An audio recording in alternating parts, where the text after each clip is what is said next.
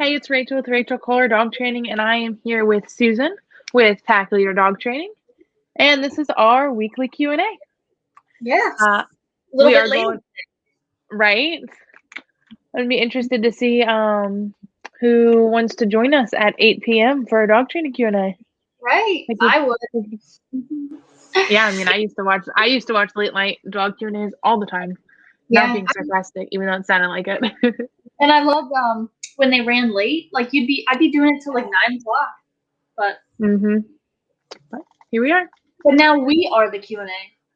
I know. How weird is that? It's cool. It is pretty cool. How's your day been today, Miss Susan? Good. A little bit. Oh, hey, Sarah.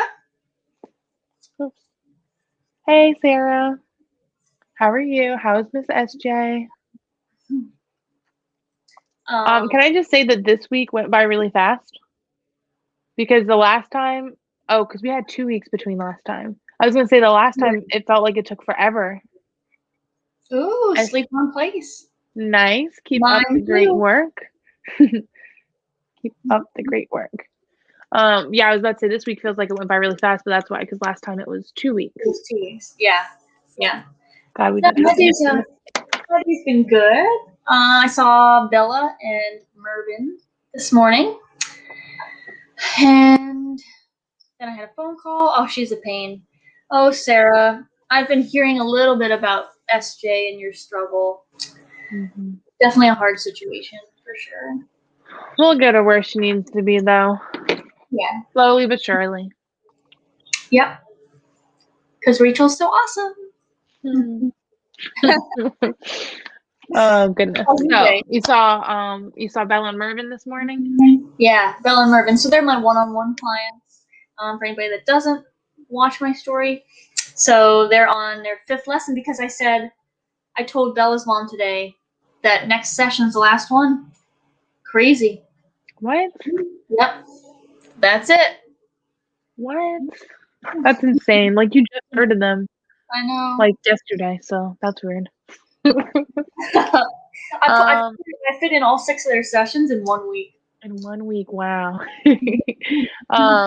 Yeah, my day was good. I had Miss Zola do train and play with me this morning, which was nice. I always love when my graduates do train and play with me because if not, I miss them. But I forgot how quickly Zola learns because it's been a while since I taught her anything new. We've just been, working on the commands I taught her that first week. First time training this, but training like play dead, which is bang, like bang. She called in 1 session. Like we're gonna need to like practice it more and in different situations and all of that good stuff. Yeah. But it's like she's like wants to work and is so like driven. It's so much fun. Now is it just like does she have the drive to do it or is it food driven? I think it's both. It's a solid like 50-50, I think, because she like wants to work and would like offer it, but I also think like that she just wants that food at the same time. So it was really fun to work with her. And first time training that command, she was already offering a rollover while we were trying to do that.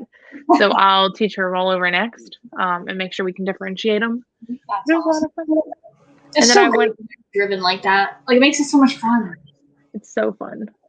And then went out to the park with Miss Piper and practiced some stuff with her. It was a beautiful day for it, so it was super awesome.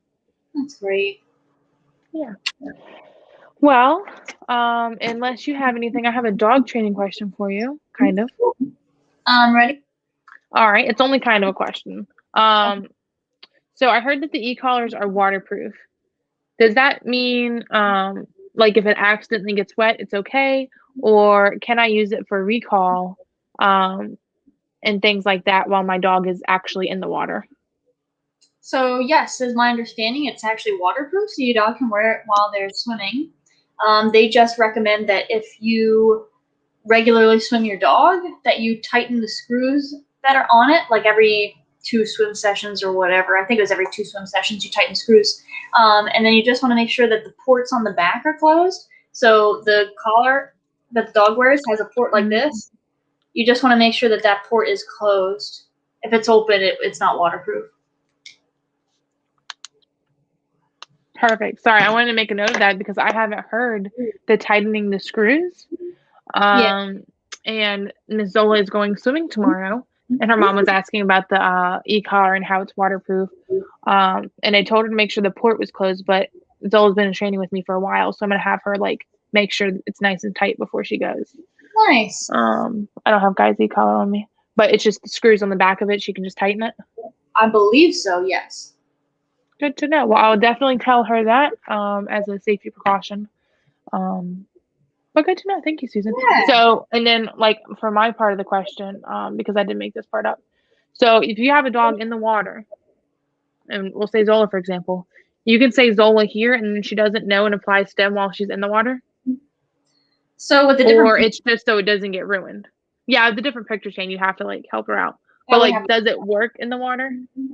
yes, but I believe I think from what I've heard you probably have to use lower levels because the water acts as more of like a conductor, like changes the stem. So just to err on the side of caution, I would turn the level down. So if they don't really recall, like if she doesn't listen, you say no and punish. Normally at a 15, I might start at a 10 just to give her the benefit of the doubt. So I think the impulse is stronger in the water.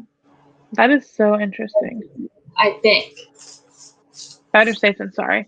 And yeah, I'm not sure where they're taking her. It's probably one of those indoor places. So I also talk to them, if she is going to be in a room alone and if she doesn't really even need it. I always take them off just to be safe. Like when I swam Rye in Rhode Island, when it was just me and her outside, she didn't need the e-collar. Right. But I know it is advertised as waterproof. So I was curious about can you actually use it in the water? Because otherwise, what would be the point? Right. But it would be cool. Ooh, we should fill the sink full of water, put it on her skin, do a level 10, and then put her arm in the water and do a level 10. See what it feels like. I know what I'm doing after this Q&A. Smart. And then just try these things. Video. Okay. I like it. I'm gonna do it. Okay. All right. Do you have? All right. Does the e-collar hurt? Got lots of e-collar questions. So you just said, does it hurt? Yep. So it's not what you think. So the e-collar, I always start by saying it's not a shock collar. Does it hurt? I mean, depending on what level you're on, it can be uncomfortable, but I don't know that I would describe it as painful. So the levels that we use, it's kind of like a make it stop. Right. Like Emily says, hi Emily. Hi Emily. So the levels that we use are just low enough to what I kind of consider to annoy the dog, to be like, ugh, like you said, turn it off, like that's just weird. Now the higher correctional levels, I mean, they're not meant to be fun. It is a consequence, but it's not pain, it's just like uncomfortable, No, my husband's an athletic trainer, and he will regularly ask his students, like the kids, he's like, is it painful or is it uncomfortable? So and the kids don't know how to answer him. And so he always gets irritated when people say something's painful because he's like, is it painful or uncomfortable? So an overuse injury, like if you strained your muscle lifting weights, that's uncomfortable. Right. But if you like tore your bicep, that's painful. So it is different. That's really cool. Yeah. I'm gonna have to remember that for myself when I'm like this, blah blah blah. Like, no, it's just uncomfortable. Yeah. Real quick, Nikita Lee, I hope I'm saying your name right. If not, I apologize. Just can I ask a question? And of course you can. That's what we're here for. Yeah. Ask all of the questions because that will make our night. So Nikita, I believe, is my neighbor with the golden retriever puppies. Well, hi. Sarah says, I tried out the e-collar. It doesn't hurt. Yes, I encourage all my clients, especially those who are a little bit on the fence about it. But at graduation lessons, I tell everybody, we pass around the e-collar and I tap it on the levels. And then I say, let me know when you can feel it. And they usually don't feel it until it's at like a 10 to a 15. And I'm like, okay, cool. Your dog's working level and your dog's correctional level is like a 10. Right. And they don't feel it until it's a 15. And they're like, really? So it's always fun. Yeah. Oh, it's the night of e-collar questions. I love e-collar. I will talk about like the e-collar all day long. Oh, okay, I think I have another one here. Oh, okay. After my dog is trained, how long do they have to wear the e-collar? So after you get your driver's license, how long do you wear your seatbelt? Hey, don't steal my seatbelt reference. I just did. It's too late. So I'm going to answer this really quick, and then I'm going to ask Nikita's question. How long do you want to be able to hold your dog reliable or hold your dog accountable for their commands? How long do you want to be able to effectively communicate with your dog in a way that you've taught them? Because that's all that training is. Training is teaching your dog a language. Right. It's saying we can have clear communication now because we've done this training. So how long do you want to have that with them? Because yes, if you've trained up your dog and they've done everything on the e-collar and on the tools for like a couple months or even a year, if you then throw away all those tools, you're just going to slowly slide backwards, likely, because then your words start to lose value. Mm-hmm. So for me, I don't know, always. Yeah. What do you think? I actually just had a client ask me that today. She said, because whatever.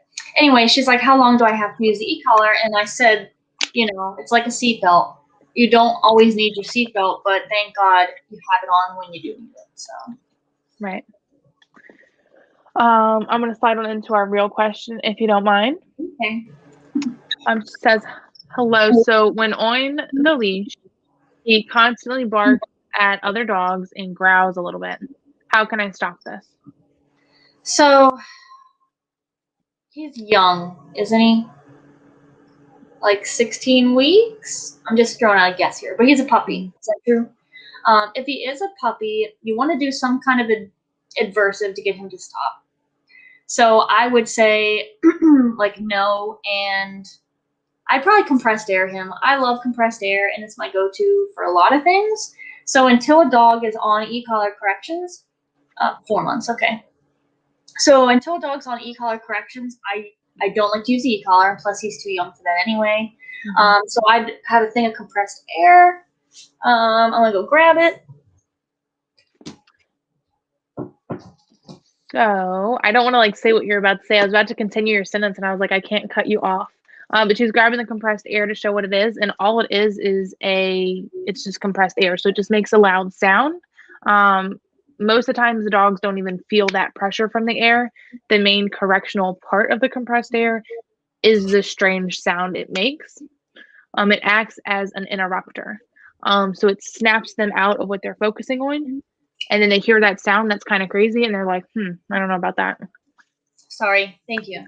This is stalling for you. I appreciate it. So it looks like this. It's a pet convincer too. What it is just compressed air.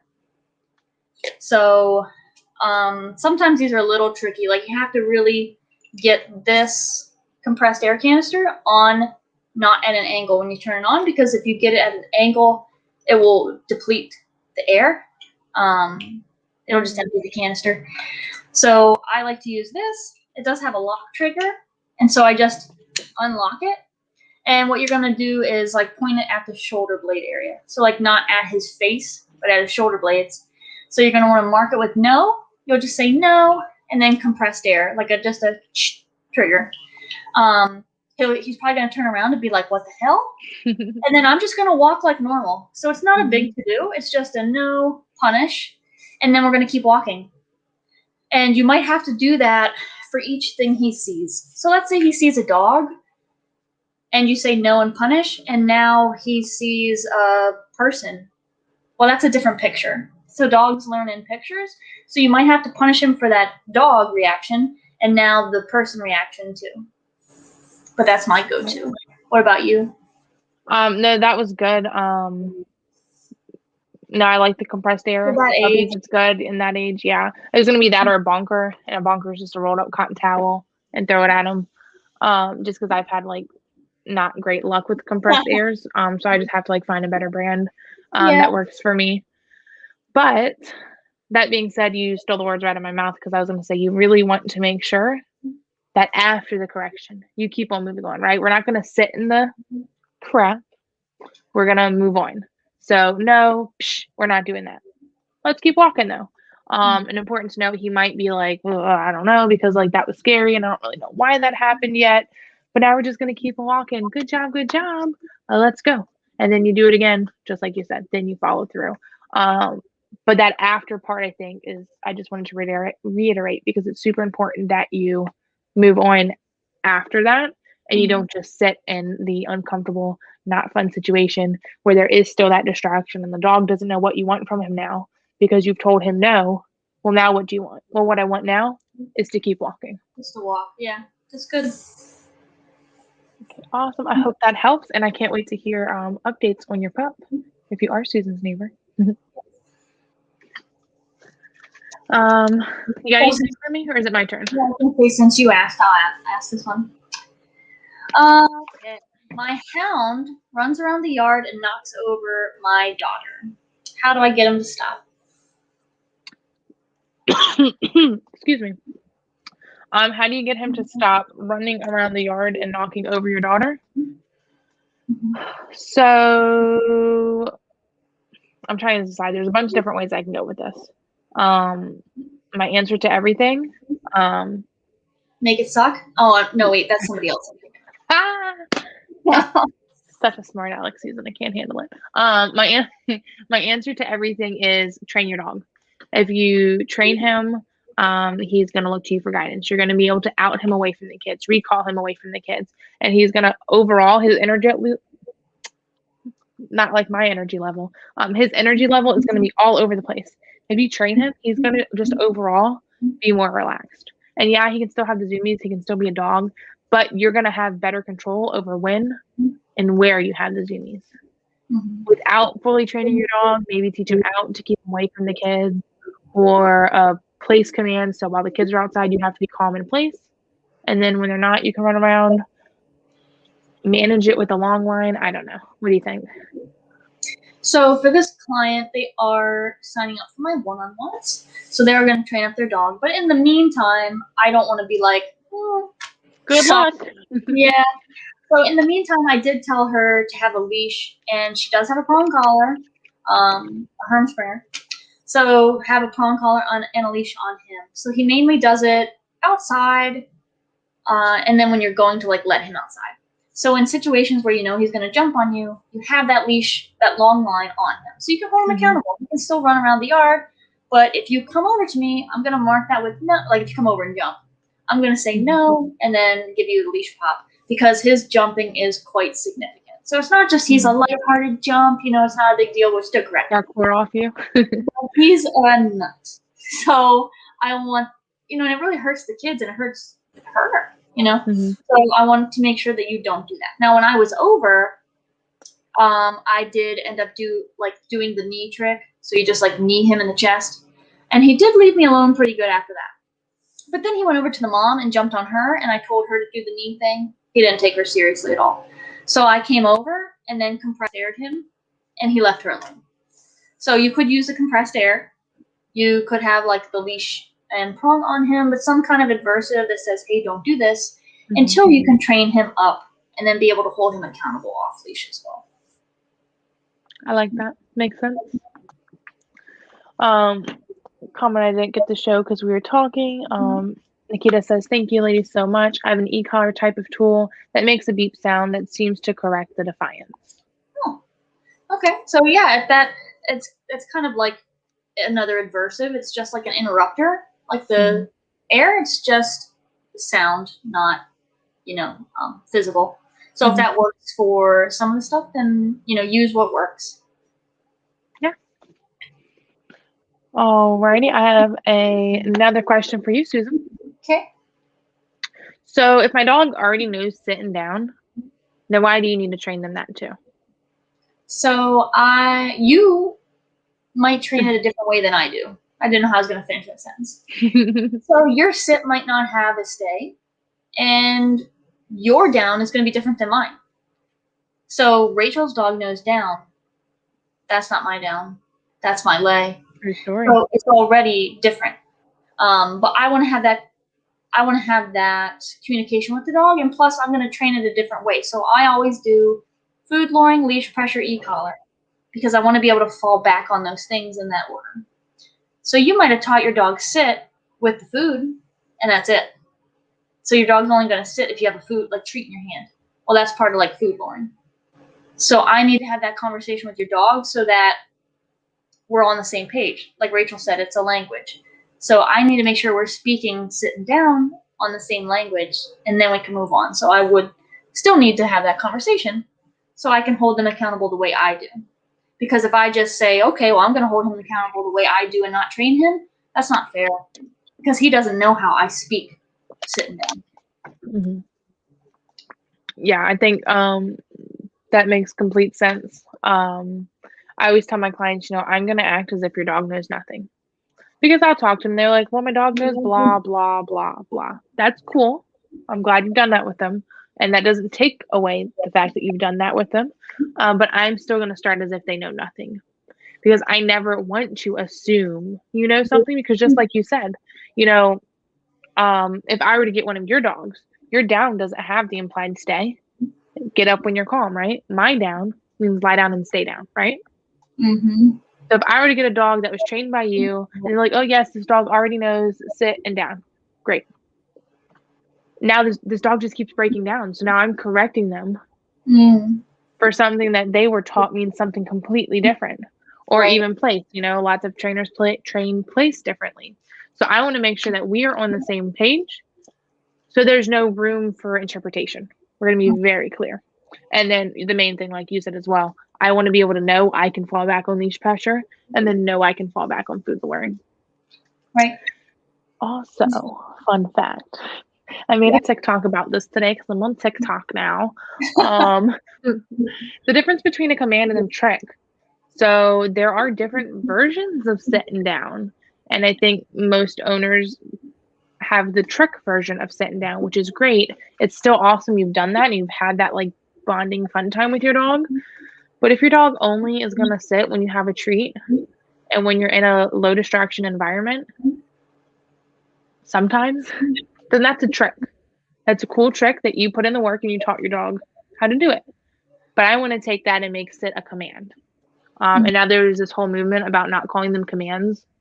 It's a command because I'm not asking you to.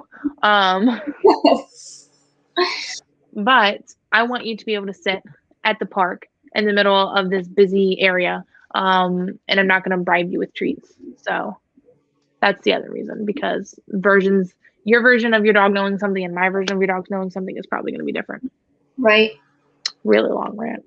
It wasn't really long. I feel like it was. Could have been longer, bet. Okay. Let's see. Rachel. Yeah? When can I start training my new 8-week-old golden doodle? My favorite question. Because training starts the second you picked up that puppy. Every single interaction you have with your dog. Do you mean literally like pick them up? So as long as I don't pick them up and hold them? Exactly. As long as they keep 4 on the floor, you're not training. No. The second you brought that puppy into your life, training's begun. Every interaction you have with that puppy, you're training them. They are not stupid. They're walking away from every situation thinking, did I gain something from that? Or should I maybe not do that again? Or am I kind of indifferent about it? But they're learning something. They're sponges. Everything you do with them, they're learning. Just so you know, don't start habits that you have to break. We'll talk about that later. As far as formal obedience training with tools, I wait until about 15, 16 weeks, I think. Between 14 and 16, I don't know, in that time frame. But as far as like food luring and clicker training, like you can probably start that like I don't know now. Yeah. Like 8-week-old puppies can food lure and get clicker conditioned or good conditioned and learn the different positions at this age. Like I do that with my puppy program dogs. Don't know why I hesitated. I had to think about it. I had to think about what age they were. So you can definitely start teaching them these commands with food now to make these commands super awesome and pairing the words a bunch. But then I wouldn't start using tools until they're about 15, 16 weeks. Now, but what do you consider tools? Prong collar, knee collar. And then probably like a dominant or a slip as well. I don't know if I would have those on a puppy. Maybe. Yeah. I don't know. Honestly, it depends on the breed of dog because I guess anything's a tool. Flat collar, harness, anything. Um, but yeah, I wouldn't put a prong collar or an e-collar on them until they're 15, 16 weeks old. Mhm. What do you think? Because I was thinking about the slip lead thing. I was like, well, when I was in the kennel, we slip led puppies. So I mean, Don't ask me things I don't know. Honestly, sorry. honestly, I don't know if I've ever. I don't know if I thought I'd ever say this. I would probably have a harness on them until I use a prong collar, and I never So, thought I would say that. you know why? You know why I was pausing? Because I was trying to think about who was it that I put a harness on them, and I think it was Tank. You good? Yeah, she went back on. Do you want to hear a funny story? Yes. She farted and it scared her. So she farted and got off the place bed. I felt really bad saying no, so that's why I didn't punish her. She was like, "What was that?" Oh my gosh, that's Okay. funny. Gaia has done that before. Oh. Well, she not okay. Gaia doesn't so much gets scared, but she gets confused. Oh. What was that? I'm like, don't even worry about it, Gaia. I have to leave the room now, but you don't worry about it. Yeah. But yeah, I think it was Tank I did that with. I put a harness on him. Because yeah, when they're so small, and then that sets you up for success because they're not going to learn to ignore any neck pressure until you can teach them. Right. Yeah. So maybe harness for the younger puppies until they're. I'd probably have a collar on them so they get used to something around their neck. And then Right. I wouldn't put a leash on it. That's smart because that's the other thing too. Because if you just are wearing a harness, when you put anything on their neck, they're gonna be like, "What is this? Right. What is this?" So I like that a lot. I like that a lot, Miss Susan. My turn. Yeah.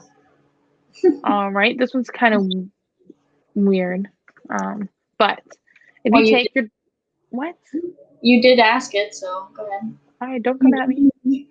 If you take your dog to a park with a body of water, what do? Do you let them go in it? Do you let them explore? Do you encourage them to be away from it? What does that look like safety wise?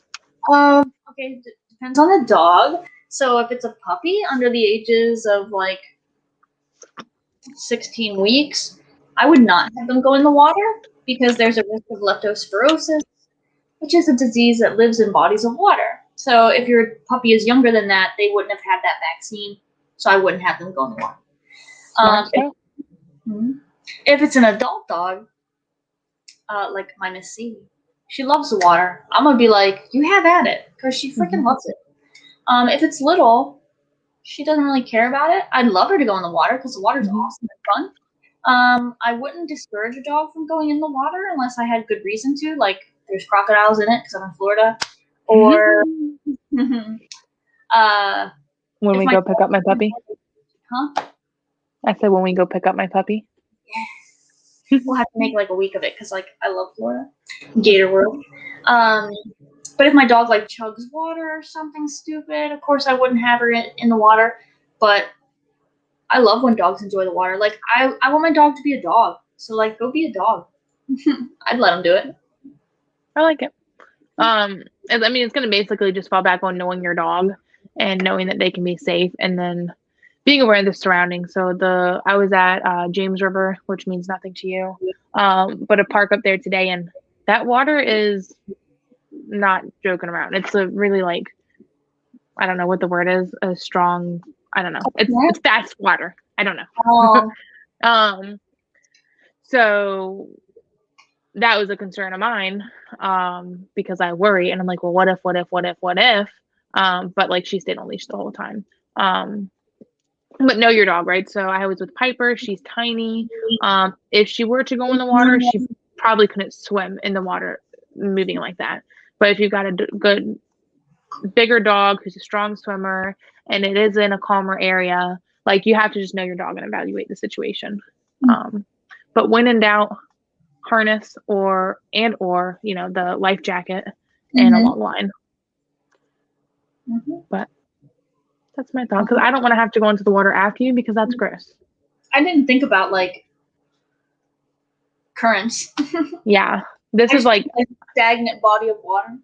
yeah, next time you come here, we'll have to go to James River Yeah. so you can see that water. And now I know how to go there because I found Nice. the entrance to where I wanted to go. Awful. All right, you got anything for me? Um. Okay.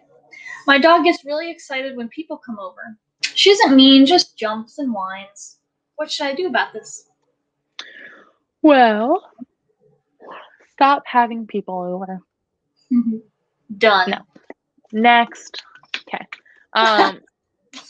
So you've got a couple options here, and it's going to depend on which route you want to take. You said, what's the dog do? Jump on them? Was there Jump and something else?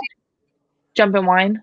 whine. I don't So think the dog jumps on people, just like around you. silly goose.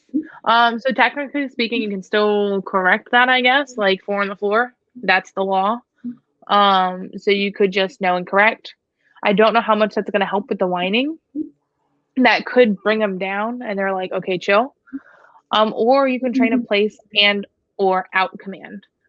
So you have company coming over, you put your dog on a place, company comes in, your dog's job is to lie there and stay calm.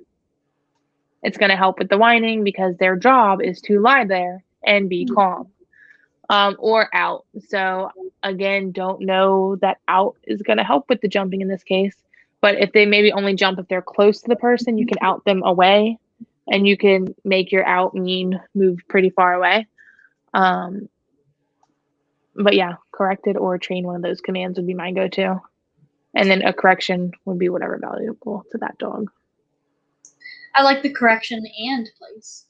So I like to be able to tell a dog, don't do this. But now, what do you do? So just like Rachel said with the puppy earlier, you want to be able to give them some direction, because if you just correct it, now the dog might just like do circles around the house or something stupid, because they're still in the same state of mind. You're just not letting them do what the consequence of that state of mind was.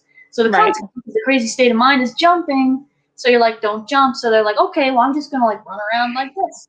Right. So I would say no, punish. That was me on the e-collar, in case you didn't know. No, punish, and then place, because that's your job. Is just lay there, and it's really boring, and you just go to sleep. Love place. That is very smart, Susan. Mhm. So setting that up, would you set it up like that? So I have a company coming over. They're going to be knocking on the door in 5 minutes. So would you, everything's chill, nothing's going on, let company come in, let them come in, let the dog jump up, no, correct that, then put them on place? Or would you? If I wanted to stop the jumping, like, makes sense. You got to set them up for the jumping. Yeah. If it's a board and train, I'm going to try to set up the jumping otherwise. But if you're like, Susan, the dog only jumps when people come over, I'm going to be like, okay. So I'm going to set it up. And I'm going to have a leash and prong on this dog. And the mistake people make, wow, that got real bright. I saw that. The mistake people make is because I've had my hands up or something. White self. I glow. The mistake people make is not giving their dog enough leash. So, not do what? Giving their dog enough leash. Okay. So if this is the dog, and this is your leash, people do this. So the dog feels constant tension. So that's not how prongs and leashes work. So I'm going to give the dog slack so that the dog can like go and jump and stuff. So then the dog, it's up to them. Do you want to make a good decision or a bad decision? I'm not holding you back, because a prong collar, the way it works is pressure on, pressure off. And it's just a minimal, like, it's a momentary correction. So owners do this. And I'm like, no, give them the leash. So that's what we did with Bella today. I was like, give them leash. So then when she goes to jump, you made that decision. Nothing I did was causing that. So I'm going to say no, and then pop, you're going to get down, and now I'm going to say place. And then you go place. So just make sure you give your dog the chance to do bad or good. Like, give them the opportunity. I really like that, Susan. Yeah. Give them the chance. And then I like your demonstration with the e-collar remote. Because you're right. It's like when there's constant pressure on the leash, in order to then add a correction, you have to let go, add, let go. Like, I like how you demonstrate the leash Yeah. pressure. That was So great. what Rachel Which is was why slips are weird. yeah. So what Rachel was saying, like if this is the dog and this is the leash, if you have constant pressure, if the dog jumps up, in order to give a leash pop, I have to give the dog slack and then pop and release. Right. So it's just a little bit trickier that way. So I just little bit. I give the dog the leash, and that way, like wherever the dog's going, I'm gonna walk with you and give you that leash. And then if you make a bad decision, no. Nice. Yeah. No, I like that because so not the dogs can't be trained on this, but head halters. My thing with head halters is the dog doesn't have to think. You can hold the leash right here and the dog can't pull forward because you've got a leash attached to its face. And I mean, I guess you could do the same thing with the flat collar or whatever because you're holding them in position. But my reason for not liking those is the dog doesn't have to think at all. They don't have that nice J in the leash. They aren't making the choice to be next to you. Again, I know you can train them on them. I know, not the point. But I say I like training heel in the way I train it because the dog is choosing to be in a heel position. So it makes perfect sense to say that with the jumping too. Like I'm going to give you free range, and if you choose to jump, there's this consequence. And then let me tell you what else to do. Right. I know that head halter thing was a rant back to my old job we used to say, but I like that. I'm gonna give you the chance to make it. Do you have your window open? Open? Yeah. No. I keep hearing like a little. Oh, a cricket? Do you hear a cricket, Susan? Is it in your hear house? a cricket? It's freaking in Charlie's tank right now because he's too lazy to eat it and I can't catch it. So I'm gonna burn his tank to the ground. I was like, Not actually. Is that a dog whining? I thought one of my dogs was whining, like low-key whining. So I've got the rest of his crickets in a bucket, and I put them downstairs because I didn't want them to be literally chirping in the Q&A. And then I forgot that my bearded dragon is lazy, so he won't eat the crickets unless they walk in front of his face. So there's just a cricket in his tank right now that I haven't caught, and it's being loud and annoying. And this is why I never feed him crickets anymore. So Will he only eat them when they're alive? Yeah. Not that you buy dead crickets. Okay.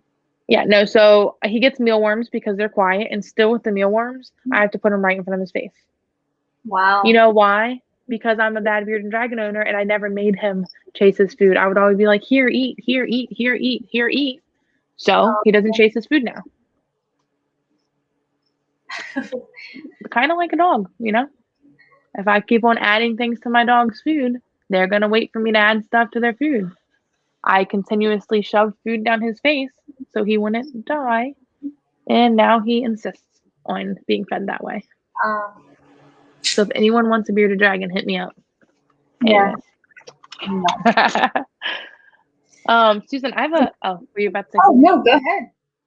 I have a topic. Ooh. Vets? No, just kidding. That'll be later. Yes, I do. I wish I could see Gaia right now. I kind of want to turn my screen. Should I turn? I don't know if you're gonna be able to see her, but let me try just for fun. Okay. Look oh my god. Like, why are you laying like that? Okay. So, my topic, back to seriousness, is this has like been my topic of the month because I heard this quote and I loved it. Don't start habits just to break them. It's a good topic. You said it earlier. I know, but I wanted to talk about it sassafras. Yeah. So the idea is in the topic, don't start a habit just to then have to stop it, because what's the point in that? So do you want me to like say things, or do you want to say things? No, you go ahead. So example of that. Puppy pads, pee pads. Please pee and poop in my house. Why would I want to train a dog to pee on a puppy pad? Because I think the idea is you use these and then you take them outside. But what happens is people get their dogs trained on the pads and then they stay there because they don't break that habit. So why would you start that habit to then break it? I never want you peeing and pooping in my house. So why would I start that habit? Just saying. It's worse. It's so much worse to have to stop a behavior than to just avoid it in the first place, like that. So you think it's going to save you time, and it really doesn't. Especially Right. the pee pad thing, because working at the vet hospital, there were dogs, usually small ones, Yorkies and that kind of thing, that they started out pee pad training them, and they come in 13 years old, and that's their only complaint. Yeah, she just never potty trained. We're like, did you use pee pads? Yeah. Okay. It's rough. And it's like not owner shaming here, but like as a industry, Yeah. like pet world industry, like what have we done? Like why are we telling people that that's an easy fix? Okay, so here's a puppy, point A. Here's being potty trained outside, point B. A to B. Okay. I'm gonna throw in pee pad training. Mm-hmm. Now we gotta go all the way around. Like, why would we add in this extra step? Right. That's way over here. Do you like my little like triangle? I forgot which was the puppy and which was potty training, but we gotta go way out of our way to pee pad train. So why do that? Why not just go from boom to boom? And I know that taking a dog out every 3 hours is about to be a pain in the butt, but so is having a dog pee and poop in your house for the rest of its life. Yeah. Anyways, what'd you say about dogs outside every 3 hours? I said that's why I don't have a puppy right now, because that's the most annoying thing. It's going to be a lot of really fun couple of weeks. No. So when I get my Mally, you don't want to come stay with me and help raise it for the first few weeks? No. But if I get my Mally, I'm going to send it to you for the first 6 weeks of its life, and then I'm going to get it when it's trained and potty trained. Apparently I'm the puppy queen, so please do. I will. I'll take a Mally. Anyone want to give me a Mally? Don't tell Gaia. But yeah, that's just my topic. It's Anybody like not know what a Mally is? Well, considering nobody's watching.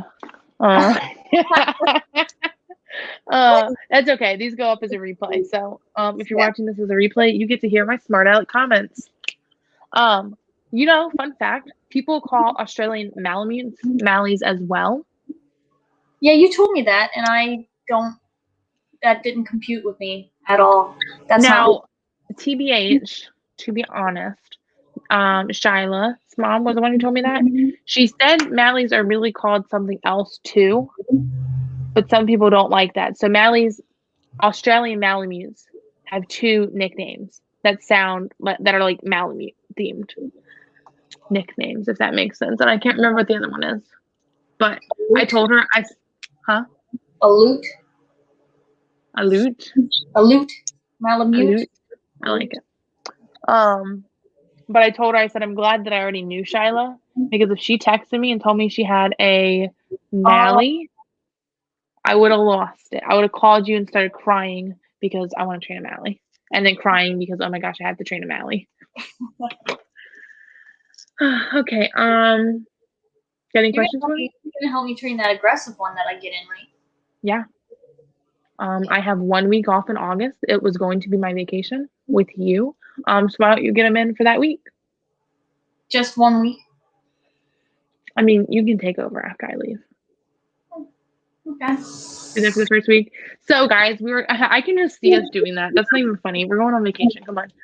But we love our job. And I can just see us being like, so we were going to go on vacation to the beach, but we decided to train this dog instead. We would. How fun would that be, though?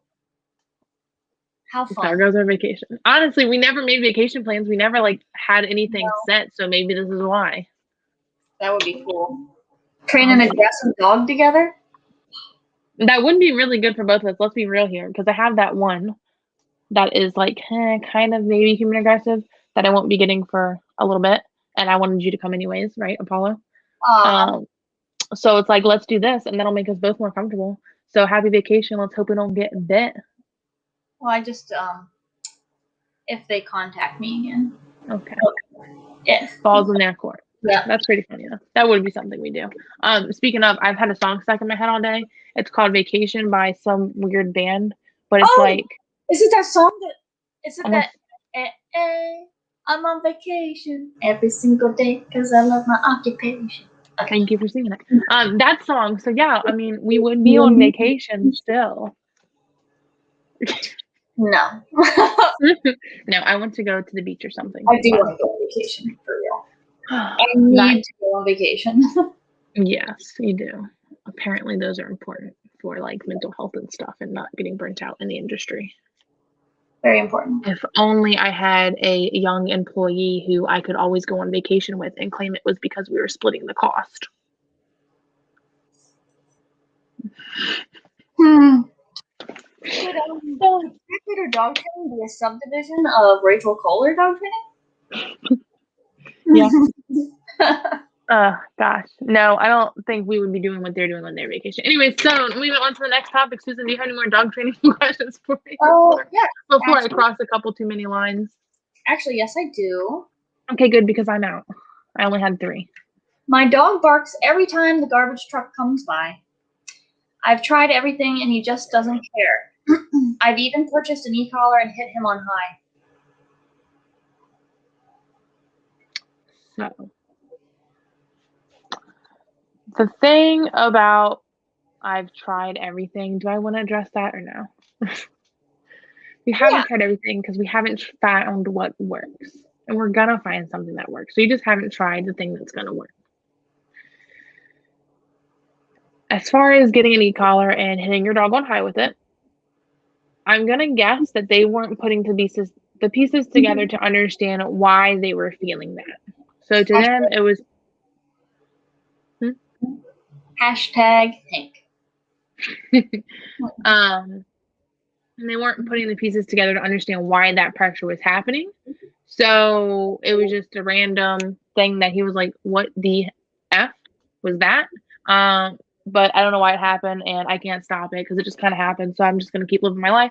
Oh, guess what? Next week, mailman. No, trash truck. Going to bark at you again, right? Mm-hmm. So the thing with any form of correction or any sort of praise or anything is we have to be really precise with our marker words. So you're going to need to catch them in the act and mark it before you correct. You're going to have to make your marker word have value through different things. And I just always want to say train your dog because overall, let's bring that mindset down and let's make you more relevant so these corrections have more meaning because it's not a free-for-all all day long and all week long until trash day and then, hey, don't do that. Mm-hmm. You know? Well, because they tried the easier way. Because we would say train your dog ideally, or you can just punish it high. Mm-hmm. So according to them, their e-collar was on high, whatever it was, and that didn't work. So we tried. Is this actually him? No. Oh, okay. I was like, I don't remember the story. No, it's very similar. Oh, okay. But like, you know, that's what they tried. This person, because yeah, it would be either train your dog or try correcting it. You've tried correcting it high on an e-collar. That didn't work. So now what we're going to do is actually train up your dog on the e-collar for their commands. Because once we teach them on the lower levels, they're going to become sensitive to that. I have not had a dog that's had a working level once I've taught them like what it means past a 10. I think at first Allie was like not showing anything until like a 12, but she was so like, to steal Rachel's word, in her mind that's what my mind sounds like. Yeah, she just couldn't do anything. After that, her working level was lower than a 10. So it's like once we train them on the lower levels, they're going to become sensitive. Most of my dogs, when they go home, their correction level will start at like between a 10 and a 15. That's where it starts at. Same thing with this, well, I'm assuming this dog. So like Hank is a very good example. That's kind of very similar. He would jump on people. And the owners tried an e-collar at the highest level. Nothing fazed him. By working with him, like I had to teach him, you have control over this remote. Like this sensation that you're feeling, this is on you. because look, you can turn it off. Look, you can turn it off. So I didn't correct with the e-collar at all until after. So I taught him what it meant at lower levels, and by doing that, you won't need to even hit him at a high level to correct that reaction to the garbage truck now. You'll probably correct him at like a 20. I'm just guessing. I don't know. But like a lower level, and he'll be like, oh, sorry, ma'am. But because you've made yourself relevant, until this point, he doesn't have any structure, I'm just guessing, at all. So randomly, he gets corrected for doing that, and he's just like, what does this even mean? I'm just going to keep barking. Like, I'm already adrenalized. Here's this sensation. It's going to make me more adrenalized because I just don't know what to do with it. But if you become relevant, especially, sorry, I'm just having like an epiphany. No, I'm having like an epiphany in my head right now as you're talking. Like my brain is exploding. So please continue. Yeah, because you're going to be relevant, and your no is going to be powerful. It's not even the correction sometimes, Rachel. It's the no. Because if you see my dog, which is why we tell people not to threaten their dog with the e-collar remote, because it's not the tool. It's you. You should be relevant. Continue. Sorry. So when board trains, like when I have a board train, you'll see like when I tell them, when I correct them, it's like this. No. That's it. And you don't lift your hand up in real life. It was just. I don't. But this is for you. I just wanted them to know. Yeah, it would be like. But anyway, it was for you. That's my son. So if you see me do this, it's an e-collar. Anyway.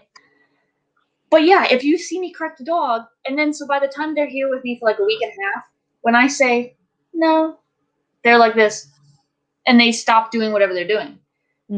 Because I matter. I'm relevant. So this, I don't want to say doesn't matter, because it does. There has to be a consequence. But because I'm so consistent, and no means no means no, there's always a punisher. When I say no, the dog's going to be like, oh, darn. And I'm like, yeah, sorry. And then you punish. Good topic, though. If you're on the point where you can say no and your dog stops the unwanted behavior, punish anyway. Because if you don't, your no is going to lose value. So, just like the first question you asked, when can we lose the tool? You're going to eventually start to lose its value. Your words, if not. No, you go ahead because I talk forever, so. No, I thought that was beautiful. I loved that whole, like, thing. I had a comment I wanted to make before diving into the e-commerce stuff. So that didn't work. The making it suck didn't work, right? So can I just pat us on the back for a second? Because our answers aren't make it suck, make everything suck, your dog's not perfect, make it suck, make it suck, make it suck. Because, okay, here's the thing. For those who don't know, I'm being sassy. One trainer's answer to everything is make it suck. Pretty much everything. Make it suck. And don't get me wrong. There are instances, if you try to bite me, if you try to bite another dog, it's gonna suck. We don't do that. But, like, there are so many other ways, and, like, training your dog takes care of everything. So your dog can have, like, 10 problems, and you could try making it suck for everything. But if you just freaking train your dog and have that relationship with them, and it's going to have a ripple effect, and I know what you want to talk about, so I want to wrap this up, but it's going to just fix so many things. And I know we can't have a podcast and sit here and be like, okay, here's this question. The answer, train your dog. Another question, train your dog. Oh, guess what? Train your dog, right? But we do. We say, you know what? I understand you're an owner. You might not want to train your dog the 7 or 6 commands that we train. In your situation, I think a place is going to be really valuable. I think out is going to be really valuable. And we like customize it for the people in this situation and don't just tell them to correct their dog, because that doesn't always work if your dog doesn't know what function means. Okay. I'm just like really movie with my hands today. So please go on to tell me about the 10 problems that training can fix. Okay. So, Miss Skyla, long story short, she had a lot of problems. I actually wrote a list because I have a book when I talk to clients, like, here are all the problems that the dog's having. And then I kind of forget some of the like lesser problems because I know the big ones. Okay. So anyway, when Skyla was going home, I was like, it'll be fun to read read what her problems were. That's And so cute. yeah, so I like doing that because I read it to Joe, my husband, and he's like, she never even did that. I'm like, I know. It's so cool because it's like this was never even a problem that came up for me. But her mom, when we were doing the post-training go home like interview, she was telling me all these different things, and some of these things I didn't even know. So Skyla had a list of issues. I trained her up. I'm going to tell you, so I trained her just by doing the basic obedience commands, and she was a 2-week jump start, which means if we have time to prove, I'll do that. I can't promise you I will. So it's just the commands. You're going to do the proofing, and I forgot she was a 2-week. Proofing just means doing the commands and adding distractions in like different scenarios so that your dog's bomb-proof. So you're going to do a lay around kids. Now you're going to do a lay around dogs. So anyway, she's just a 2-week jump start. Just taught her the commands, was able to proof a couple times. Her mom said, so Skyla was just laying on the grass, chewing a stick. But instead of swallowing it, she would just spit it all out. Like she's chewing, and then she would get a piece in her mouth and you'd see her tongue flick it, like she's like, get out of there, and she'd flick it on the ground. And so I told the owner, I was like, oh yeah, so she's chewing on a stick. I said, as long I'm okay, I mean, she's your dog, but I'm okay if she just chews on the stick and spits it out, you can have the stick. But if you start swallowing it, I'm going to out you from it and the fun's over. And she's like, before training, she would have eaten the stick. And I'm like, really? She's like, yeah, she would have eaten the stick. She's like, she would go out because they had a fenced-in yard. She'd go out, and if there was a stick, she'd have to run after her and chase her to grab it because she would chew it and just swallow it. I didn't tell her not to do that to sticks. She just knows. Oh my gosh. She used to grab things out of their hands. Like if you're walking through the kitchen, anything in your hand, she'd jump and grab it. So the one time with Grandma, she had a pair of scissors in her hand, and Skyla jumped up and mouthed the scissors. Nothing happened, thank God. But she's like, that day I contacted you. I never corrected her for, like, I don't think I ever corrected her for going at anything in my hand unless it may have been a toy. But like she never tried to get anything from my hand ever. When we were playing, real quick, I'll wrap it up. So another one. So I was playing with her and I was showing Skyla's mom that I can out her from the stick and throw it. But I can also play with you. So like she had the stick and I was running after her and chasing her, and then she'd chase me and I'd chase her. So pretend I'm like, I pretend like I'm gonna grab the stick and then I wouldn't. And then after a while I'm like, out, and then she outs and then I break and then whatever. So anyway, she's like, wow, before this, if we played a game like that with her, she would come over and instead of, so what Skyla would do if you're me, she would be like, right? But before, she would do this and jump on you. I may have corrected her for jumping once, but I never corrected her for jumping while playing. Like, that was just something she knew. Like, I respect you and I'm not supposed to touch you. You know what I mean? So, like, I never told her not to do that. And she's like, yeah, she would have jumped on you. It's just stuff like that. Like, it's so cool. The ripple effect is amazing.